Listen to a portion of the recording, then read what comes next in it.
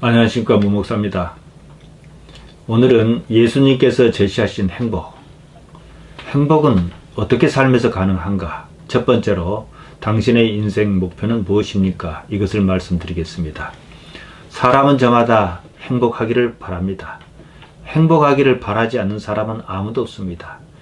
어떤 사람이 말이에요, 진심으로 행복하기를 원하지 않는다면 그는 이 세상 사람이 아닙니다.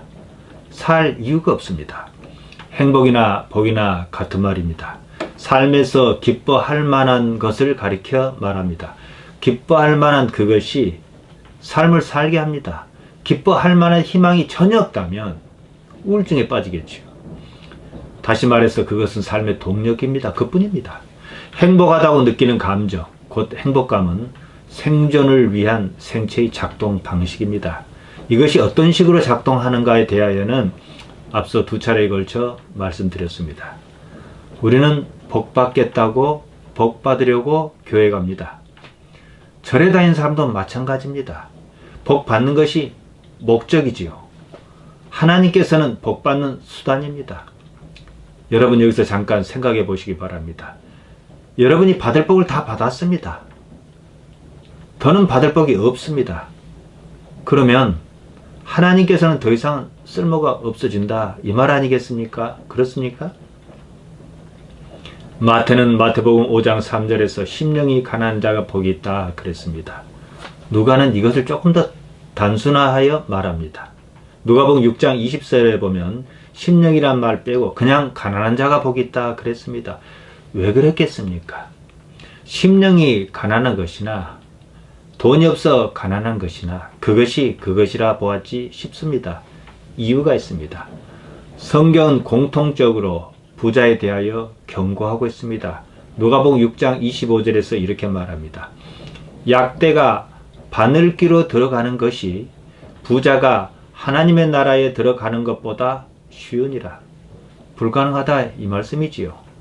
예수님께서 하신 이 말씀은 마태복음 19장 24절과 마가복음 10장 25절에 공통적으로 나옵니다.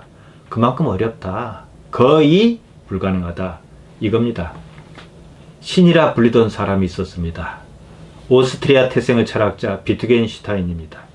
그의 집안은 오스트리아에서 철강 회사를 소유한 엄청난 부자였습니다. 그가 사는 집은 비트겐슈타인 궁이라 그랬습니다. 매일처럼 집안에서 음악회가 열렸습니다. 이때 초청한 음악가가 브람스, 슈만, 말러 그런 사람이었습니다. 게다가 전쟁통에 아버지가 사둔 미국 채권이 전쟁이 끝나자 값이 뛰는 바람에 오스트리아 갑부에서 세계적인 갑부로 도약했습니다. 아버지에게서 상속받은 재산을 모두 주위 사람에게 나눠주었습니다. 자신을 위하여는 방 한 칸과 몇 점의 가구만 남겼습니다. 비트겐슈타인은 돈이 많았지만 자신을 돈에 귀속시키지 않았습니다. 자신이 하는 일에 집중했습니다. 대부분의 사람은 그렇지 않습니다. 못합니다. 돈이 목적이기 때문입니다. 부자가 하나님 나라에 들어가지 못한다는 말씀, 그만큼 어렵다, 불가능에 가깝다 이 뜻입니다. 돈이 그 정도로 심령을 붙잡는다 이렇게 보시면 맞습니다. 그런 점에서라면 비트겐슈타인은 신이라 불릴 만한 사람이었습니다. 조건을 갖추었기 때문입니다. 흔히들 바라는 복은 한마디로 정의할 수 있습니다. 부귀영화입니다. 더구나 지금 시대의 돈은 모든 것입니다. 돈만 있으면 흔히들 바라는 모든 것이 다 가능합니다. 미모는 물론 수명 연장까지 어느 정도 가능합니다. 성형에다 피부관리, 거기다 건강관리까지 받습니다. 쉽게 정리해서 복은 그냥 돈입니다.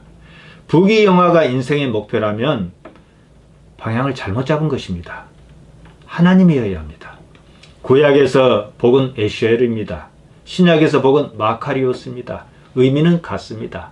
복은 하나님 그 자체를 말하는 겁니다. 사람이 행복할 수 있는 유일한 근거가 무엇이냐? 하나님이시다. 이거 말하는 겁니다. 진정으로 하나님을 추구할 때 행복하다는 느낌, 행복감이 듭니다. 돈이 아닙니다. 삶이 행복하려면 하나님과 어떠한 관계여야 하는가? 하나님을 목표로 삼느냐? 이 문제입니다. 하나님께서는 각 사람이 처한 삶의 환경으로 사람을 당신께로 이끄십니다. 복이든 화든 그것의 목표는 똑같습니다.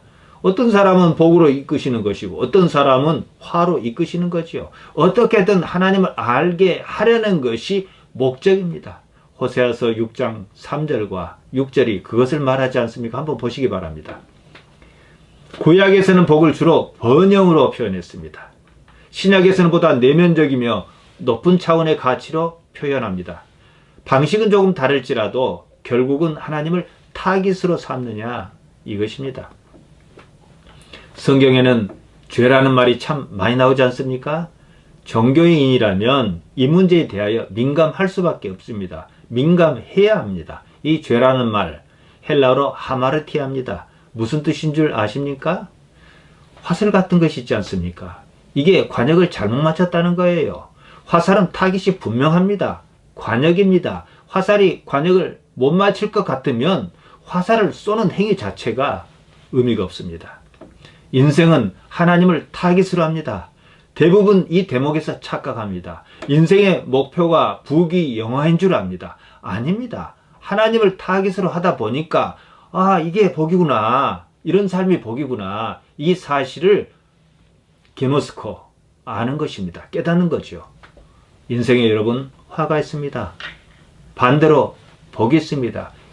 조금 전에 말씀드렸습니다. 이 둘은 서로 반대 개념이면서 똑같은 목표를 가집니다. 무엇입니까? 하나님이십니다. 이해하시겠습니까? 아브라함이 그러저러한 인생을 다 살았습니다. 인생에서 여러 일을 겪었습니다. 아내도 2번이나 빼앗길 뻔했습니다. 히브리서 11장 10절에 말하듯 결국은 하나님의 거룩한 성을 바랐다. 그러지 않습니까? 인생의 종점에서 결국은 인생의 목표가 하나님이었다. 이것을 우리에게 말하는 겁니다. 여러분, 하나님 외에는요 아무것도 남지 않습니다. 마지막에는 하나님 한 분뿐입니다. 마지막이라 말씀드렸습니다. 이건 종점이에요. 종결입니다. 그러면 인생의 목표가 지금부터 계속해서 이 몸이 죽는 날까지 하나님이면 어떻게 될까요? 그래야 맞는 거지요. 그가 지혜로운 사람이며 더불어 행복한 삶이 무엇인지 아는 사람이며 실제로 그의 삶은 풍부하든 비천해치하든 상관없이 행복한 사람입니다. 신약에 이르러 예수님께서 등장하시지 않습니까? 하나님께서 복이라는 사실을 전하셨습니다. 그래서 복음입니다. 복 있는 소식입니다. 복 받겠다고 교회에 나옵니다. 이때 하나님은 자신의 목적, 복을 이루는 수단에 지나지 않습니다. 하나님께서 목적이실 때 이것이 복이라는 사실입니다. 여러분, 이것저것 따질 것 없습니다. 예수님께서 무엇을 복이라 하셨는지 그것만 보면 답이 나옵니다. 예수님께서는 마태복음 5장 3절에서 12절 여기서 복을 말씀하셨습니다.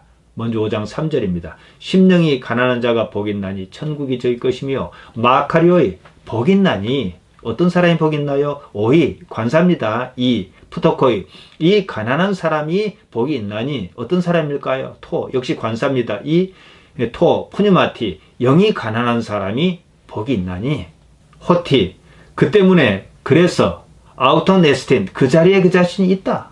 해 이 바실레이아 톤 우라논 어디 있느냐? 이 하늘나라에 있다. 복 있는 사람은 영이 가난한 사람이다.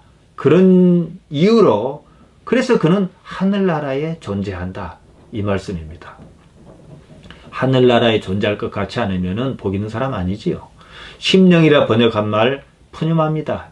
영이죠. 영에 대해서는 지난 시간에 자세하게 말씀드렸습니다. 영은요 일단 이렇게 생각하셔요. 몸이 아닙니다. 그러면서 우리 자신의 어떤 정체성, 나라고 할 만한 그것을 담보하는 그것입니다.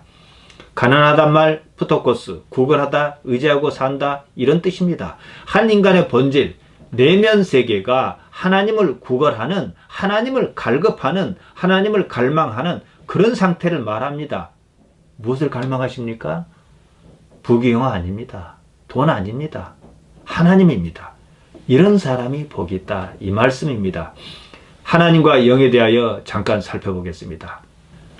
영을 뭐라 하는 것은 없습니다. 성경도 그렇고 사전에도 그렇고 동서고금이 그렇습니다. 그러면서도 다 안다고 하는 그거지요. 우리는 예수님의 대화에서 어떤 힌트를 얻을 수 있지 않겠는가 그리 기대합니다.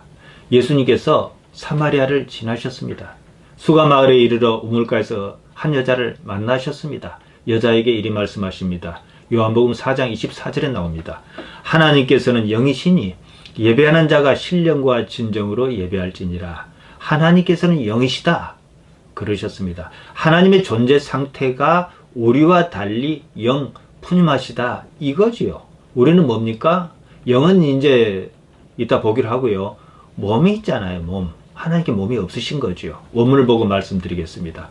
푸니마호 데오스 카이투스 프로스 퀴눈타스 아우터넨 푸니마티 카이 알레데이아 데이 프로스 퀴네인. 푸니마호 데오스 하고 딱 콤마가 있습니다. 영 곧 그 하나님. 하나님께서 영이시니 번역이 괜찮습니다. 하나님 이퀄 푸니마다 이거지요. 하나님께서는 영이시기 때문에 사람이 어떻게 하나님을 대해야 할까요? 어떻게 예배해야 할까요? 영의 상태로. 사람 또한 푸니마로 거기다 진실로 알레데이아로 예배해야 한다 이겁니다. 예배라는 형식을 통해서 두 영이 만납니다. 두 영. 하나님과 사람 말이죠. 거듭 말씀드립니다. 성경은 하나님의 영과 사람의 영을 구분하지 않습니다. 하나님의 영도 푸니마요, 사람의 영도 푸니마입니다. 영은 둘 다 푸니마예요. 여기서도 마찬가지입니다. 우리가 하나님을 알아차릴 수 있는 방법이 뭡니까? 영이어야 한다. 왜냐? 하나님께서 영, 푸니마시기 때문에 그렇습니다.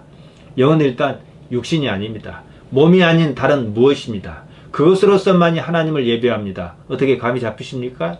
우리의 모든 요구는요, 영이 아닙니다. 이 몸의 요구입니다. 몸의 요구가 이루어지는 것을 두고 복이다, 행복하다 이런 거예요. 거기 속으면 곤란합니다. 삶이 이런 상태라면 그 사람의 영의 존재는 희박합니다. 희미합니다. 미미하지요. 몸의 요구가 전부인 줄 알기 때문입니다. 그런 그의 예배는 예배가 아닙니다. 왜냐? 무슨 소리를 했건 몸으로 하는 예배이기 때문입니다. 그 때문에 누가는 마태와 달리 영이 가난한 자가 복이 있나니 그러지 않았습니다. 그냥 가난한 자가 복이 있다 그랬습니다. 아까 제가 말씀드렸죠. 누가복음 6장 20절입니다. 보겠습니다. 예수께서 눈을 들어 제자를 보시고 가라사대 가난한 자는 복이 있나니 하나님의 나라가 너희 것이며. 대부분의 사람은 가난하지 않으면요 영이 나타나지 않습니다. 삶이 풍요로우면 보아야 할 것이 보이지 않습니다. 복이란 것은요 감당할 만해야 복입니다. 감당할 능력이 없으면 복이라 여겼던 그 자체가 화입니다. 하나님의 존재 상태는 영이시기 때문에 사람 역시 어떻게든 영을 어떻게 이해하든 영의 상태여야만 하나님을 알아차립니다. 그때 예배가 가능하지요. 사람의 영이 하나님을 갈급한 상태일 때 그가 하늘나라 하나님 나라의 백성이다 이겁니다. 영이 무엇인지 대하여는 앞서 말씀드렸습니다. 여기서는 간단하게 짚고 넘어가겠습니다. 영, 푸니마는 사실 개념어입니다. 구체적인 말이 아닙니다. 구체적으로 설명할 수 없습니다. 그런데도 희한한 것은 영이 어쩌고 그러면 다 이해한다는 거예요. 동서양을 막론하고 다 아는 말처럼 두루 쓰입니다. 푸니마의 어원은 푸네오입니다. 바람 같은 것이 불다, 숨을 쉬다 그런 뜻에서 온 말입니다. 요한복음 3장에서 보면 니고데모와 예수님 간의 대화가 길게 이어집니다. 그 때문에 예수님께서는 영, 푸니마를 바람에 빗대어 설명하셨습니다. 요한복음 3장 8절입니다. 바람이 임으로 불매 내가 그 소리를 들어도 어디서 오며 어디로 가는지를 알지 못하나니 성령으로 난 사람은 다 이러하니라. 바람이 임의로 불매 이렇게 번역했습니다. 토 푸니마 호프 델레이 푸네이. 직역하면 그 바람이 어디로 원하여 불는지 이렇습니다. 히브리어로도 거의 같은 의미로 쓰입니다. 네페시입니다. 대개는 영혼이라 번역합니다. 푸니마와 마찬가지로 호흡이나 목숨, 숨 이런 데서 오는 말이지요. 창세기 1장 20절에서는 네페시를 생물이라고 번역했고요. 창세기 1장 30절에서는 생명이라고 번역했습니다. 숨을 쉰다는 말은 살아있다라고 말할 수 있는 그것을 가리킵니다. 따라서 영은 살아있는 한 인간을 특정할 수 있는 어떤 본질적인 부분을 가리킵니다. 이 몸이 아니라는 거지요. 몸의 요구는 있을 수 없는 일입니다. 숨이 붙어있다는 것은 사람이 살아있다는 사실을 구분하는 쉬운 방법이지요. 물론 오늘날 관점에서 보면 숨이 붙어있다고 다 살아있는 것이냐 이렇게 치지는 않습니다. 그래도 고대인의 구분은 어쨌든 그랬습니다. 거기서 이런 언어가 생겨났으리라 짐작할 수 있는 거죠. 아무튼 푸님하든 네페시든 사람의 살아있는 상태, 실제적인 존재 상태를 말합니다. 여기서 무엇이 사람의 본질인가, 그것을 여러분이 생각하셔야 합니다. 다시 말씀드리지만 영은 이 몸이 아닙니다. 예를 들지요. 심각한 치매 증상을 보이는 사람이 있다 그럽시다. 기억 상실은 물론이고 자기 자신조차 알아보지 못해요. 하는 행동만 놓고 보면 도저히 사람이라 할 수 없습니다. 이런 상황에서는 푸뉴마를 논할 수가 없습니다. 그는 오롯이 몸의 사람일 뿐입니다. 이 몸이라는 기계 장치가, 생체 장치가 그저 기계적으로 움직이는 거죠. 이 말은 몸이 한 사람의 정체를 표현할 수 없다는 것입니다. 다른 무엇이지요? 몸은 단지 그릇입니다. 다른 무엇? 그것이 바로 나라는 거예요. 나를 이해해야 하지요. 이쯤에서 우리는 몸의 요구와 본디 나 자신의 요구가 무엇인지 구분할 능력이 있어야 합니다. 행복감이든 불행감이든 모두 생리적인 몸의 요구라는 사실입니다. 지난 시간에 말씀드렸습니다. 몸이 저살자고 호르몬을 분비합니다. 호르몬의 분비에 따라 쾌 혹은 불쾌, 행복하다, 불행하다, 그런 느낌을 느낍니다. 본디 나의 자율적 반응은 아닙니다. 사실 저는 이번에 자유의지에 대해서 말씀드리려고 했습니다. 이 부분을 확실하게 이해하지 못하면 자유의지, 곧 의지의 자율성에 대하여는 이해가 불가능합니다. 왜냐? 신념을 자유의지라 생각하거든요. 그것은요, 자율적 의지에 따른 반응이 아닙니다. 게다가 아주 많은 사람이 이 신앙과 신념을 혼동합니다. 그러면 그에게는 결국 영이, 푸니마가 없는 것입니다. 있다 해도 아주 미약한 상태로 있는 거죠. 이슬람 근본주의 집단에서 자살폭탄 테러를 일으키지 않습니까? 많은 사람을 죽입니다. 많은 사람만 죽습니까? 나도 죽습니다. 어떻게 보면요, 그게 믿음 아닐까요? 믿음이 없이 어떻게 자기가 죽습니까? 자기 목숨을 버리는 일은 결코 쉬운 일 아닙니다. 나름대로 믿음이 있어야 합니다. 어째서 그런 일을 하는지는 차치하고라도 그런 일을 되게 보면 이해하려고 하지 않고 모르면 어떻게 말합니까? 마귀짓이다. 마귀가 들어가서 그런다. 이렇게 말하지 않습니까? 그 말은 나도 모른다. 하지만 아는 체 하고 싶다. 이 뜻입니다. 스스로 목숨을 끊는 일은 쉽지 않습니다. 죽겠다고 결정하기까지 많은 것을 생각해야 합니다. 생계며 남은 가족은 어떻게 할 것인지, 또 미래는 좋든 굳든 거기서 자기 자신의 내면의 합의를 봅니다. 죽기는 싫습니다. 하지만 이것이 더 이익이라는 어떤 계산이 나와서 그런 결정을 내립니다. 뭐 속였든지 말았든지 말이지요. 죽으면 뭐 천사가 영접하고 예쁜 7명의 신부를 만나 번갈아 가면서 영원히 산다든지, 거기서는 잘 먹고 잘 살다든지, 고통이 없고 행복만 있다든지, 그 말 믿고 죽겠다는 사람은 없습니다, 여러분.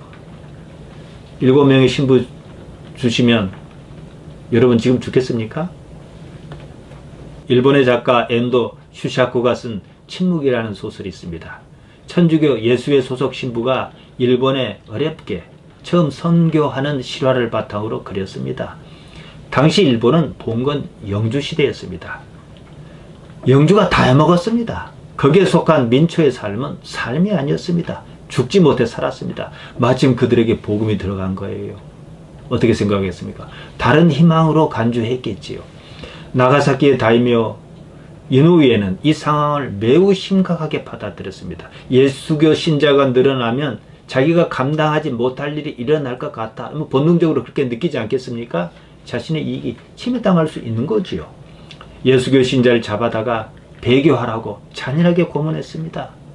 배교하든지 고문을 당하다 죽든지 이노우에는 양자 태기를 요구했습니다. 다들 삶이 아니어서 교회당을 찾았습니다. 이제 고문과 죽음이 기다리고 있습니다. 이때 어떤 사람이 나와 신부에게 말합니다. 절박한 심정으로 마치 확인하듯 묻습니다. 천당에 가면 이보다 더 행복하게 살 수 있지요? 신부가 그렇다 대답합니다. 그러자 그가 그러면 죽어서 천당에 가겠습니다. 그랬습니다. 여러분, 이 상황을 가만히 생각해 보십시오. 남의 일이라 생각하지 말고 여러분이 그 상황에 처했다면 생각해 보십시오. 충분히 짐작할 수 있죠. 보통 우리 주변 신앙인이 잘해야 딱 이 수준입니다. 이게 아니라면 나쁜 거예요. 남을 속이는 거예요. 자신을 속이는 거예요. 교회 나오는 이유가 그것 말고 다른 무엇이 있기 때문입니다. 저 삶이 지금 이 삶보다 좋다고 믿기 때문에 저 삶을 선택하는 것 아닙니다. 지금 이 삶이 워낙 못하다 보니까 있을지도 없을지도 모르는 저 삶을 믿겠다. 저 삶이 이 삶만 못하겠느냐 이거지요. 사실 선택의 여지가 없습니다. 그런 세상이 있다 하자 여기서 합의를 보는 거예요. 이게 무슨 일이라고요? 영의 일이요? 아니요. 몸의 일입니다. 이 세상에서는 도무지 희망을 찾을 수 없습니다. 근거가 있든 없든 저 세상을 선택할 수밖에 없다는 겁니다. 그조차도 몸의 판단이라는 것입니다. 이해하시겠습니까? 몸이 계산해서 끝낸 일이에요. 몸의 일입니다, 여러분. 다음 시간에 이어서 말씀드리겠습니다.